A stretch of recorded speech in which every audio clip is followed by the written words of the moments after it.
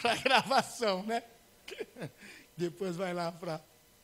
Então, querido, em nome de Jesus, abra a tua Bíblia aí em 1 Crônicas, capítulo 13. 1 Crônicas, capítulo 13, é o texto, é o versículo que nós vamos meditar um pouquinho e trazer alguns princípios da palavra de Deus para você esta noite. E antes de entrar e você entender um pouco o contexto desse versículo, porque eu vou ler um versículo, mas esse versículo está inserido em uma história, inserido num contexto onde nós vamos tirar alguns princípios importantes para a nossa vida. Eu sempre costumo subir ao púlpito para trazer uma mensagem com a preocupação da seguinte maneira: isso que nós vamos ouvir hoje, como é que eu posso usar amanhã? Como é que eu posso usar segunda-feira na minha casa, no meu serviço? Então é com essa preocupação que eu quero trazer uma palavra para você, em 1 Crônicas, capítulo 13, versículo 3, que diz assim: e tornemos a trazer para nós a arca do nosso Deus, porque não a buscamos nos dias de Saul. Amém?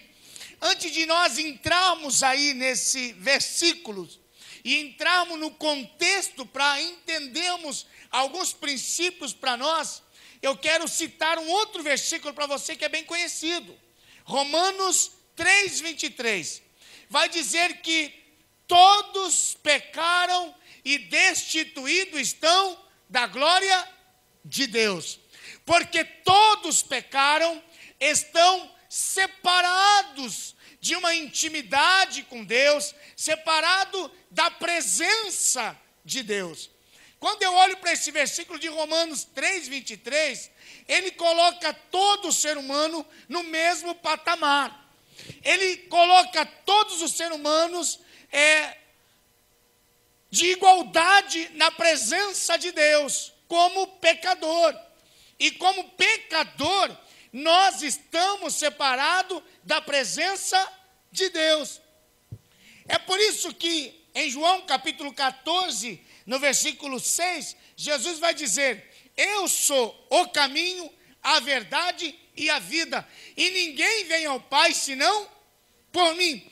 Foi esse Jesus que morreu na cruz, que veio exatamente para ser a ponte, ser o caminho entre Deus e o homem. De um homem agora distante de Deus por causa do pecado, mas através de Jesus, ele agora então pode chegar na presença do Pai. Então, quando o texto diz que todos nós somos pecadores, todos nós somos pecadores. E se todos nós, por causa do pecado, ficamos separados da glória de Deus, somos todos nós. Mas, ao mesmo tempo que este versículo nos coloca, ou coloca todos nós nesse patamar de igualdade, de sermos pecadores e de estarmos separados de Deus por causa do nosso pecado, depois que Jesus veio e morreu por nós, agora nós vamos começar a perceber algo diferente. Da mesma maneira que nós estamos todos num patamar de igualdade por causa do nosso pecado, mas vai ter agora decisões, atitudes que começam a dividir essa classe de homens e mulheres da humanidade, que começam a entender que são pecadores, que estão separados de Deus, e alguns então compreendem isso, e vai gerar no coração deles agora o que é o tema da minha mensagem: o desejo da presença de Deus. Então, eu entendo que eu estou separado de Deus, eu entendo de que eu sou pecador, mas é gerado dentro de mim um desejo, uma vontade de eu buscar esta presença de Deus.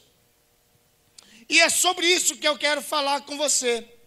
Quando nós olhamos em 1 Samuel, no capítulo 4, nós vamos perceber que houve uma briga, uma guerra entre Israel e os filisteus. E nesta guerra entre Israel e Filisteu, houve um fato interessante e negativo de desobediência. Havia dois homens, ou dois filhos de Eli, Hofni e Finéias, que desobedeceram. E por causa da desobediência deles, Israel perdeu a guerra. E quando Israel perdeu a guerra, eles também perderam. Foi saqueado ou roubado pelo filisteu a arca da aliança. Esta arca da aliança que foi roubada por eles, representava a presença de Deus. Aonde a arca da aliança de Deus estava, então ali Deus estava presente. A arca da aliança era o símbolo da manifestação da glória de Deus, da bênção de Deus. Então, quando nós entendemos que nesta guerra eles perderam por causa da desobediência e a arca da aliança foi retirada, então nós entendemos de que por causa da desobediência eles perderam a presença de Deus. A presença de Deus foi retirada deles. E nós vemos já essa história ter acontecido. Quando nós olhamos para o Jardim do Éden, aonde Adão e Eva, por causa da desobediência, eles também foram expulsos.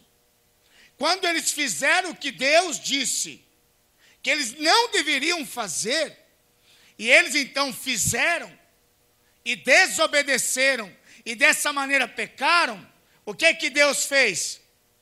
Deus o expulsou do jardim do Éden. Então a desobediência e o pecado nos afasta da presença de Deus. E quando eles pecaram, desobedecendo, Israel perdeu a arca da aliança. Então eles perderam isso que nós chamamos da manifestação ou da presença de Deus. Agora, quando eu leio esse versículo aqui, que diz: e tornemos a trazer para nós a arca do nosso Deus, porque não a buscamos nos dias de Saul, para mim, a humanidade começa a se dividir em duas classes. Ou a humanidade começa a se dividir em dois tipos de pessoas.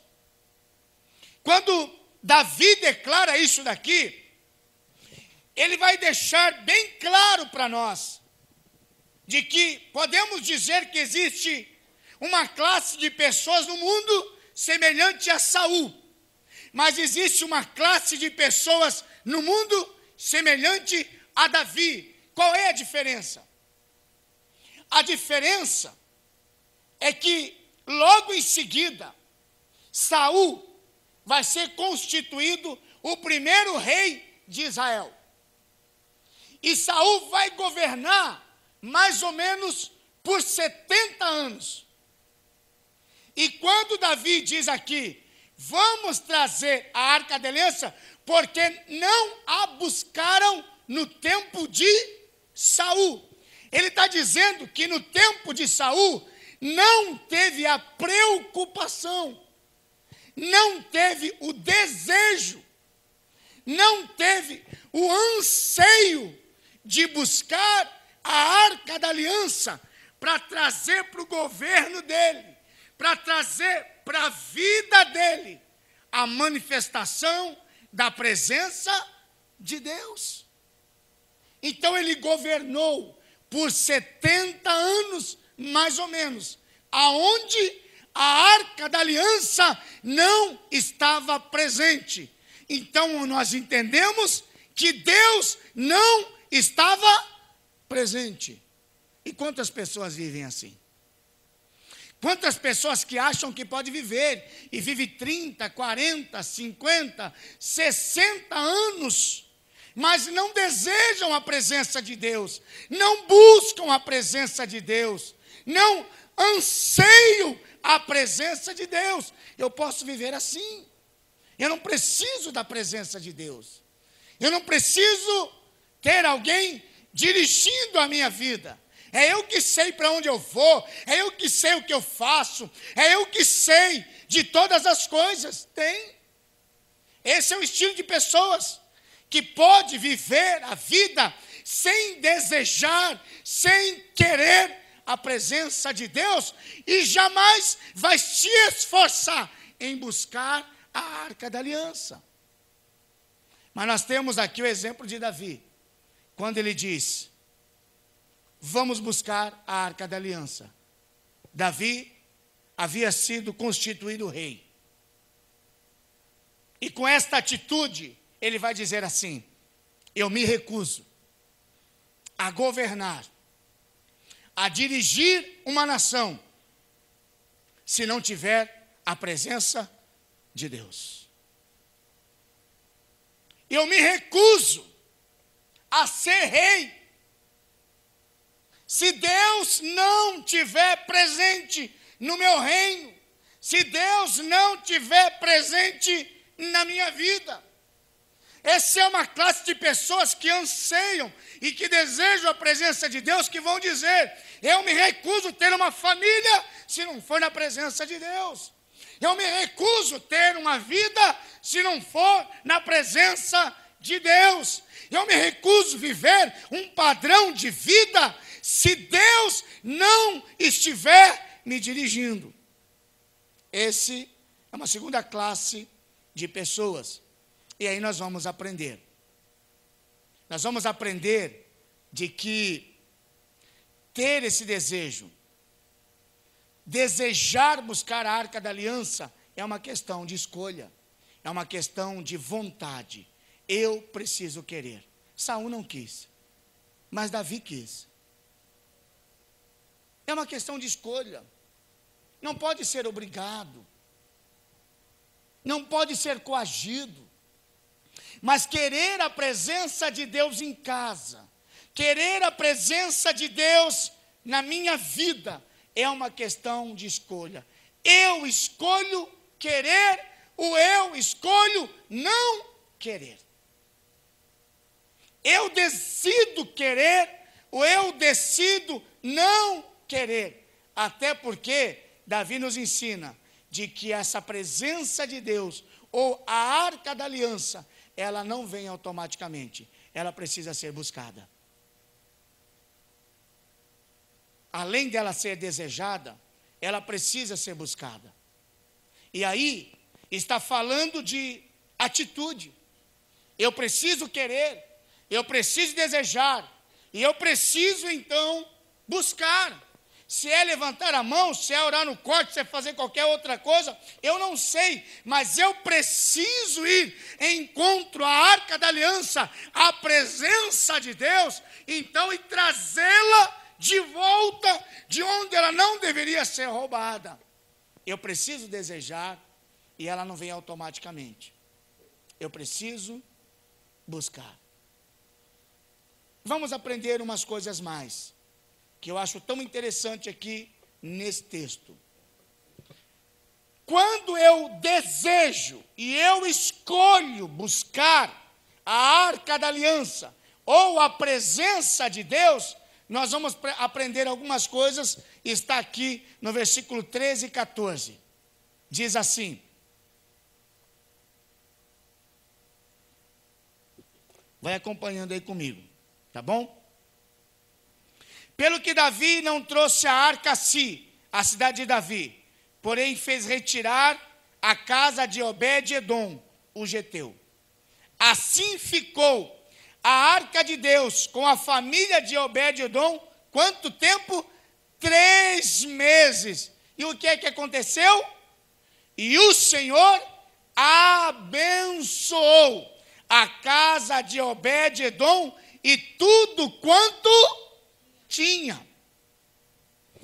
Desejar a presença de Deus e buscar a presença de Deus esta presença de Deus é sinônimo de bênção. Quer ser abençoado? Traga a presença de Deus para a sua casa. Quer ser abençoado? Traga a presença de Deus para a sua casa. Essa semana,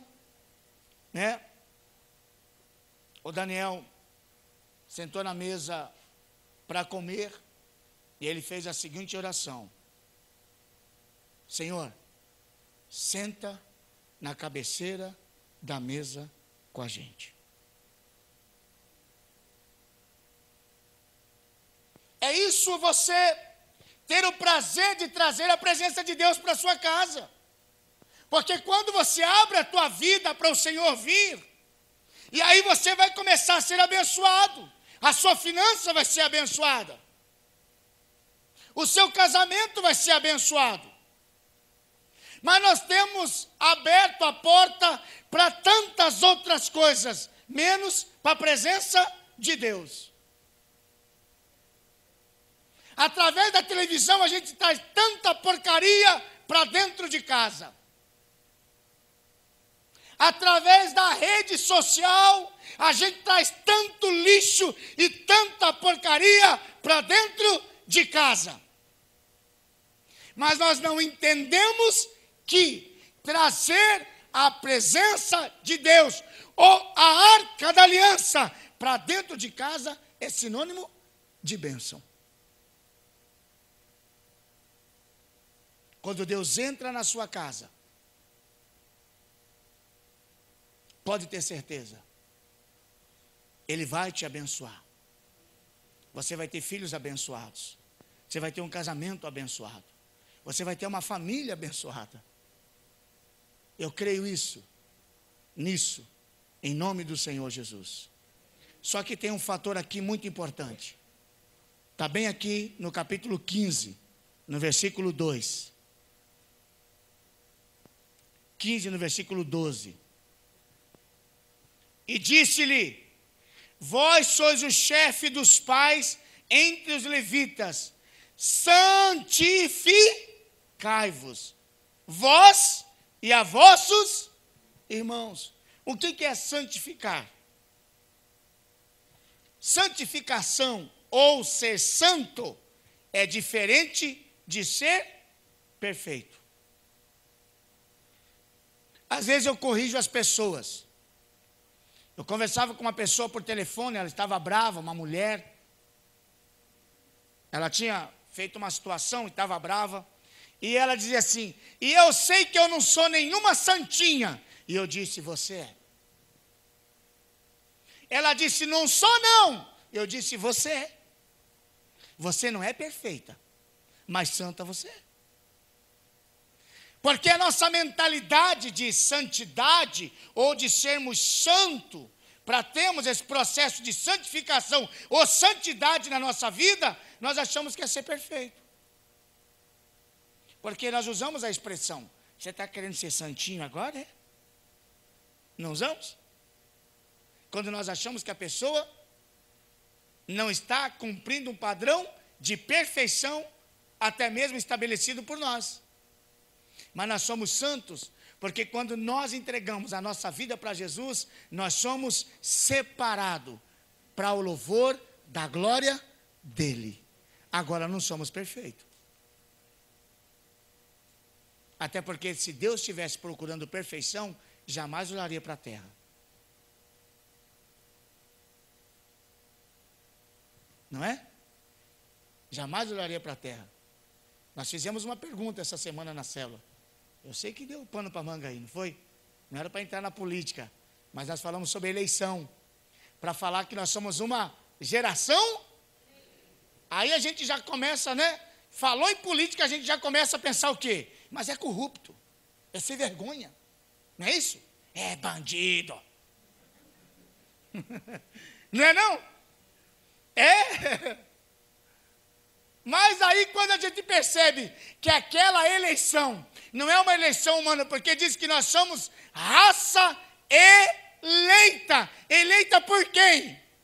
Por Deus. E quem é que nós somos? Nós somos o quê? Santinhos? Hã? A raça que ele elegeu foi o quê? De corrupto, mentirosos, pecadores, profanos e tantas outras coisas, mas mesmo assim, ele amou e nos elegeu, nos tornando santo em nome de Jesus. Essa é a eleição celestial. A do céu, da terra, você se vira depois. Não é a nossa responsabilidade. Amém? Mas para atrairmos a presença de Deus, precisa de santidade. Sabe o que é isso? Abandonar o pecado. Eu disse pela manhã hoje, fui bem duro pela manhã. E as pessoas às vezes não gostam quando a gente é duro. Sabe o que está acontecendo dentro de casa? O Zap está acabando com a família. Está acabando com o relacionamento. Quantas discórdias está vindo para dentro de casa, porque a mulher não larga esse bendito desse celular, ou às vezes é o homem que não larga o bendito desse celular, e é toda hora reclamação, toda hora reclamação, toda hora briga, toda hora briga, toda hora briga. O que é que está entrando dentro de casa? E a gente não consegue perceber que isso às vezes dá a oportunidade para discórdia, para traição, para falatório, mas a gente não consegue se atentar para isso. E aí o marido fala, a esposa fica de bico. Às vezes eu falo para mim, falo assim, amor, você não está dando uma exagerada aí não? Veja você. Santinho. Que qualquer dia eu vou dar um rabo de arraia nessa casa. Vou deixar de ser bananão. Isso assim, vai demorar muito. Quem sabe um dia. Mas não é isso. Eu atendo casais. Amados. É uma reclamação atrás da outra, uma reclamação atrás da outra, uma reclamação atrás da outra. Não é que esse troço é maldição, não é que isso não presta. Veio para ajudar, mas a gente não consegue perceber, não consegue ter limite. E daqui a pouco está trazendo discórdia. Meu, então para, em nome de Jesus, presta atenção. E aí está entrando traição. Aí fica com papinho, fica com gracejo, fica com lascívia, se insinuando, ouvindo que não é para ouvir, e aí é uma fofocalhada que não tem. É uma coisa que eu vou dizer uma coisa para você, olha, o Zap não tem olho, por mais que coloque o olho lá, mas não é um olho verdade. Tem aqui, ó, é tete a tete, é porque disse que fulano que disse, mas eu entendi isso. Se você entendeu, há uma filósofa aqui na igreja que disse com muita sabedoria, eu sou responsável pelo que disse, eu sou responsável pelo que você entende. Eu nem gosto de ficar batendo muito papo por WhatsApp, resolver problema por WhatsApp. E agora quer se resolver tudo. E aí faz grupo de família, aí vira uma melação que não tem discórdia. Sai e entra, sai e entra, sai e entra. Fiquei magoado. Saí. Consertei, entrei. Se me magoar, eu saio de novo. Para. Misericórdia. E aí o capeta que já gosta de agir, ele não precisa nem agir. Ele fala, a melhor coisa que inventaram foi o Zap. Ele está até de férias. Tirar férias, porque o Zap está fazendo o meu papel. Saiu de férias. Os capetinhas estão tudo tranquilo. Tudo de boa. Mas é o celular que é maldição? Não é. O WhatsApp que inventaram é maldição? Não é.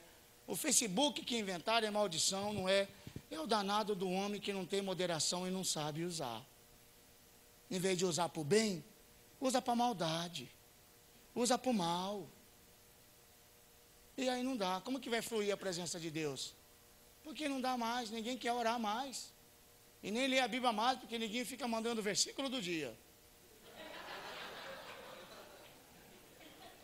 Meditação do dia. Aí a pessoa olha e já acha que está todo espiritual. Porque, uxa, eu li uma mensagem do Zap hoje, já fiz a minha devocional. Deus já falou comigo. Ah, pelo amor de Deus. Pelo amor de Deus. O relacionamento de Deus continua com o joelho na terra. O relacionamento de Deus continua, entra no teu quarto e fala que o teu pai que está em secreto e que te ouve. O relacionamento de Deus continua lendo a palavra de Deus. O relacionamento de Deus continua tendo tempo para buscar a presença de Deus. Isso não mudou e não vai mudar, nunca. E eu espero que não mude, em nome de Jesus. Mas não se tem tempo. E como é que vai buscar a santidade? Como é que vai buscar? Porque não se tem tempo para orar, para buscar a palavra. As pessoas andam na rua, parecem zumbi.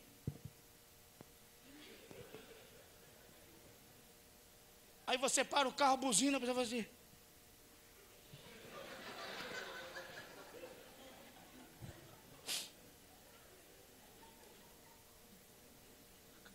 Agora à tarde, eu estava, logo que saí da igreja, fui buscar aí uma comida, estava vindo a menina, estava subindo ali a menina, com o cachorro amarrado e o celular. Uma menininha. Aí eu fui entrar assim, esperei um pouquinho, ela levantou o óculos assim.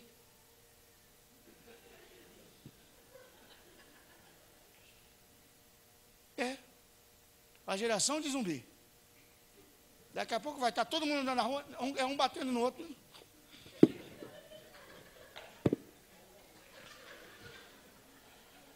Misericórdia. É complicado. É difícil. Ainda tem YouTube, mas o YouTube é da igreja. O da igreja pode. Se não for o da igreja, está amarrado. O da igreja pode porque vai me ouvir. Vai me escutar. Mas tem. É tantas outras coisas. Em nome do Senhor Jesus. Quer atrair a presença de Deus para que gere bênção na tua casa, porque a presença de Deus gera bênção na família, procure a santificação. E a santificação, olha que nível que nós chegamos, quando se fala de jejum, olha o nível que nós chegamos, quando fala de jejum, o que é que as pessoas querem jejuar?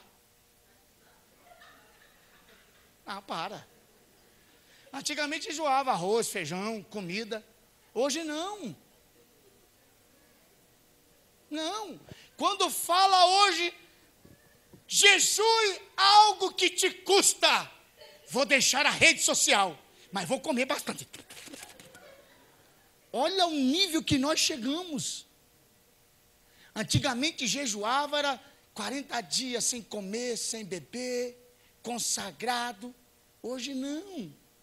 Hoje, quando fala que vai se consagrar, aí vou deixar a rede social, o WhatsApp. Deus de misericórdia.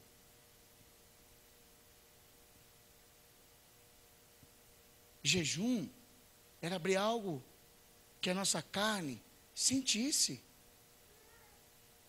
É eu abrir mão de uma refeição ou parte dela, sabe por quê? Porque naquele instante eu estaria buscando a presença de Deus. Eu estaria ali. A minha carne sentindo fome de uma comida e o meu espírito se alimentando da presença de Deus. E hoje não. Dá-lhe comer. Dá-lhe comer. Depois eu vou para a academia. Mas a rede social. Ou faz o jejum do limão. Não é?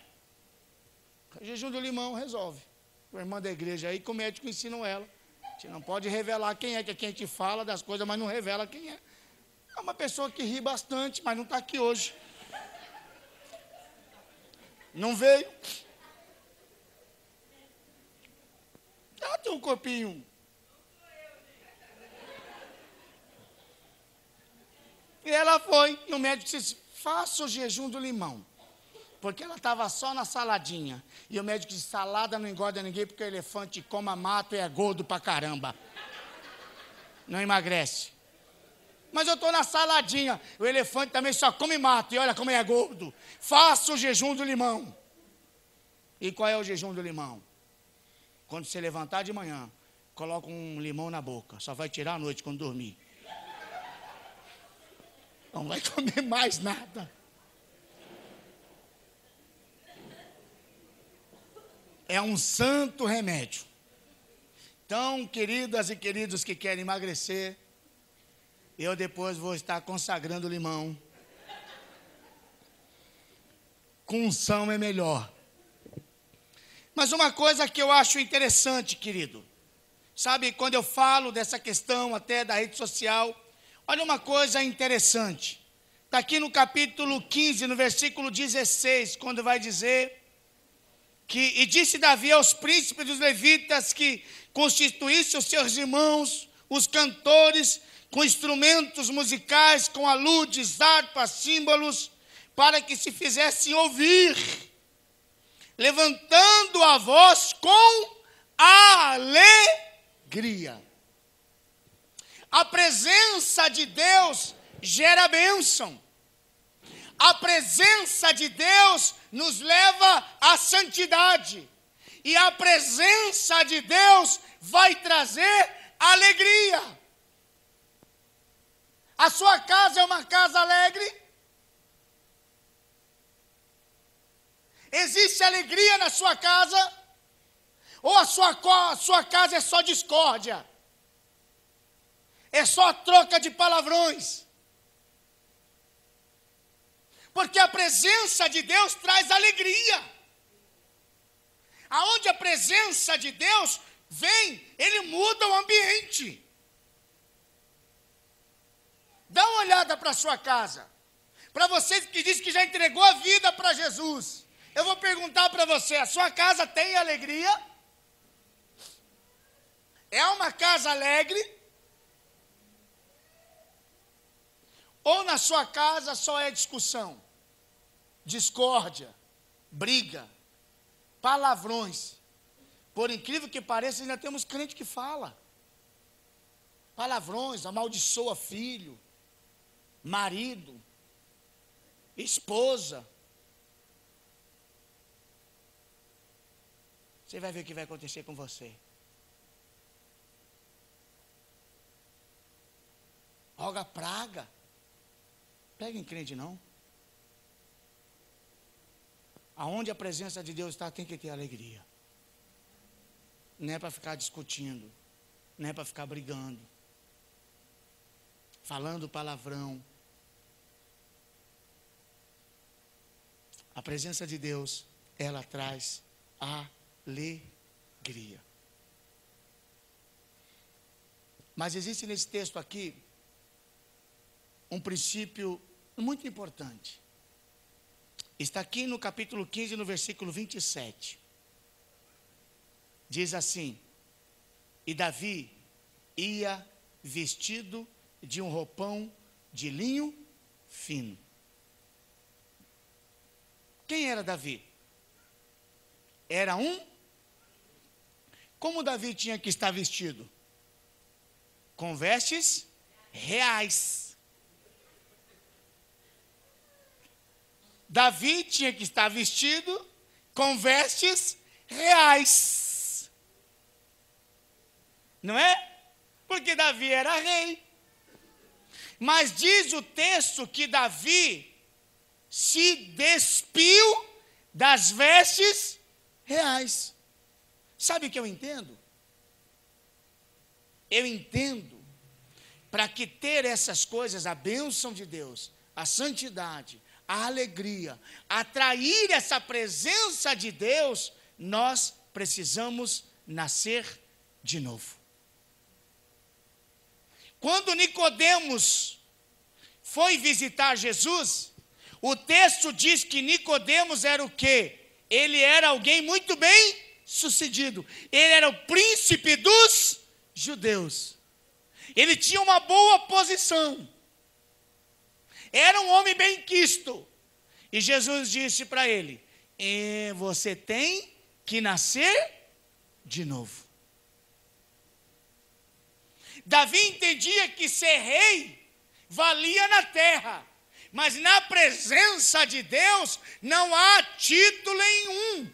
Não importa quanta faculdade que você fez, o quanto de dinheiro que você tem, ou o quanto que você tem nome ou não, para atrair a presença de Deus, precisa nascer de novo, se despir de tudo que tem e de tudo que é, para se tornar filho. Mas a todos quanto receberam, deu-lhes o direito de se tornarem filhos de Deus. Nós não nascemos filhos, mas nós nos tornamos filhos. E para se tornar filho, eu tenho que nascer de novo. E para eu nascer de novo, eu preciso me despir daquilo que eu sou. Você vai ter essa oportunidade de nascer de novo.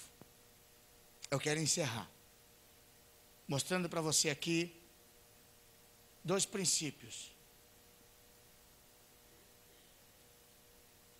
O primeiro deles, eu quero ler para você, que está aqui em 2 Samuel. 2 Samuel, capítulo 6. 2 Samuel, capítulo 6. Olha que interessante aqui no versículo 16.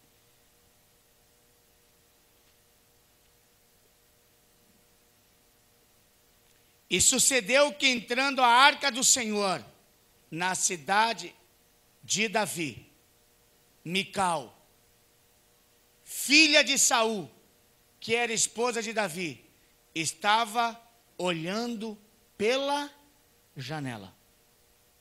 2 Samuel, tem aqui na tela ali, ó, 2 Samuel 6:16. E sucedeu que entrando a arca do Senhor na cidade de Davi, Mical, filha de Saul, estava olhando aonde? Pela janela. Ela tinha que estar onde?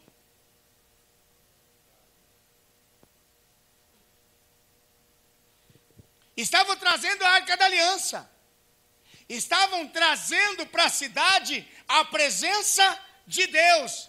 O povo estava em festa. Aonde ela deveria estar? Ela deveria estar lá, celebrando, ao lado do marido, desejando, buscando, se alegrando. Ela estava onde? Olhando pela janela. Essa é a diferença entre você ser espectador e participante. Quando você é participante, você entende mais coisas do que quando você é espectador. Quando a gente fica só olhando, a gente enxerga as coisas. E às vezes, muitas vezes, são coisas que não são verdades, que você não enxergaria se você estivesse no meio participando. Isso acontece na igreja. Tem muita gente que está assim, só olhando. Na igreja não faz isso. Não faz aquilo. Sabe por quê? Porque em vez de você estar no meio participando, você está na janela olhando.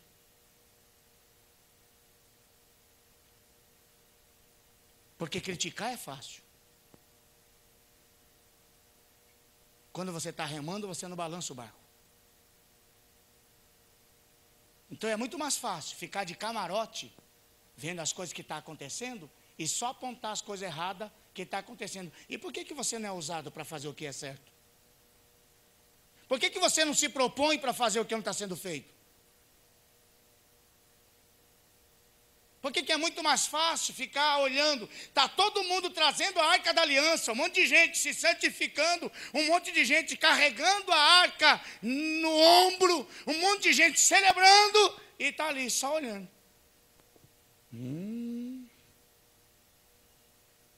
Não gostei disso.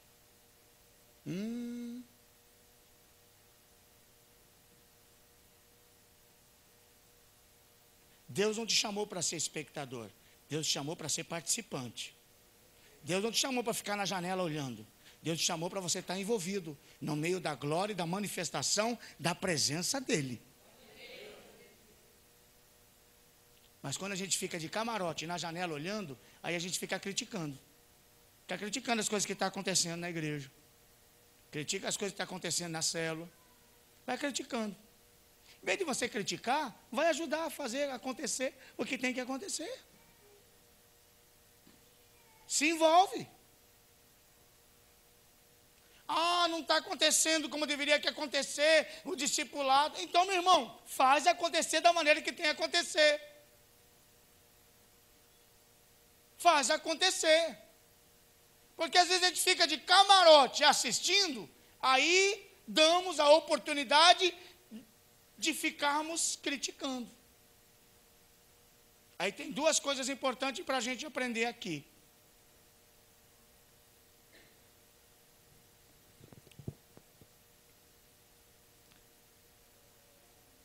Está aqui no versículo 21 e 23. Vou ler o 20, que diz assim: E voltando Davi para abençoar a sua casa, Mical, filha de Saul, saiu a encontrar-se com Davi e disse: Quão honrado foi o rei de Israel, descobrindo-se hoje aos olhos das servas de seu senhor, como sem vergonha se descobre qualquer dos vadios. Isso é pesado. O cara volta para casa e a esposa diz: você é um sem vergonha. Você é um rei. Se ponha no seu lugar. Está se comportando como um vadio. Essa palavra é uma palavra pesada.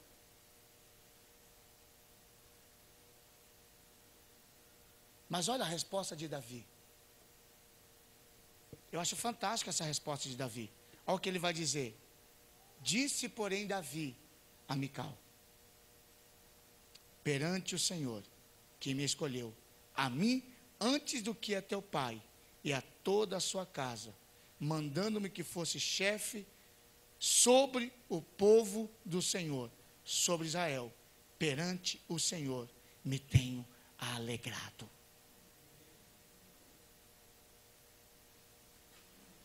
E ainda mais do que isso, me envilecerei e me humilharei aos meus olhos e das servas de que falaste, delas serei honrado. E Mical, filha de Saul, não teve até o dia da sua morte filhos, porque foi amaldiçoada pelo Senhor.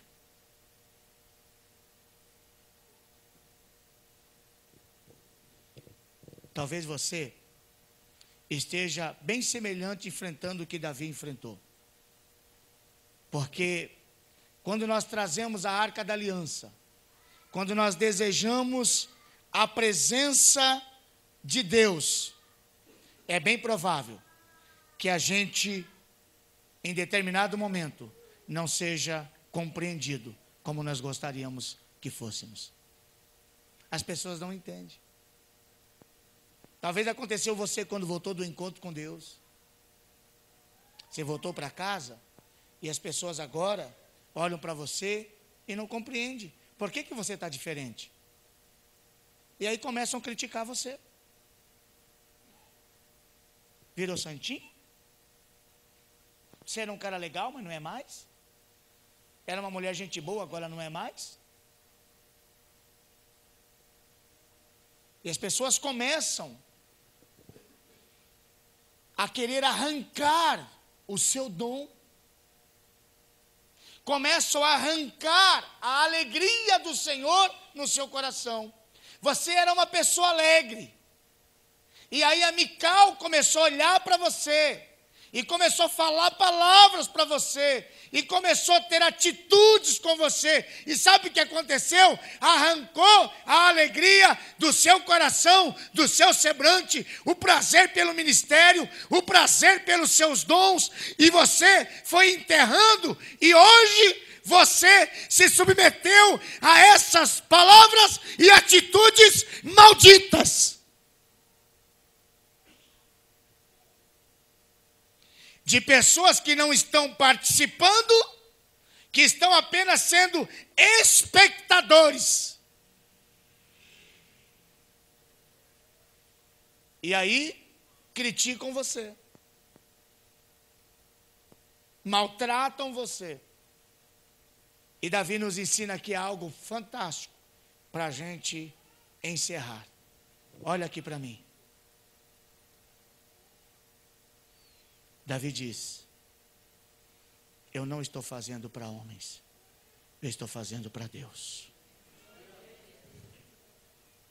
Se você sair daqui entendendo isso que eu te digo, eu já saio daqui feliz. O teu olhar não tem que estar em homens, o teu olhar tem que estar na cruz, lá em Jesus. É para Ele que você faz, é Ele que te conhece, foi Ele que te comprou, foi Ele que te salvou, e é Ele que vai te receber no céu um dia, em nome do Senhor Jesus. A visão é do reino. Não tire a visão do reino. Não tire a visão do reino. Davi não se permitiu a isso. Davi não se permitiu a isso. Quando Mical veio e falou, como um vagabundo, como alguém sem pudor está fazendo isso, ele disse: eu sei para quem eu estou fazendo. Eu sei para quem eu estou dançando. Eu sei quem eu estou adorando. Você sabe quem é o Senhor da sua vida? Você sabe quem você está adorando? Porque Mical está cheio por aí. Mical está cheio. E é interessante que isso começa dentro de casa. É lá dentro de casa. E a melhor resposta que você possa dar é você dizer: eu sei para quem eu estou fazendo, e eu tenho a visão do reino de Deus.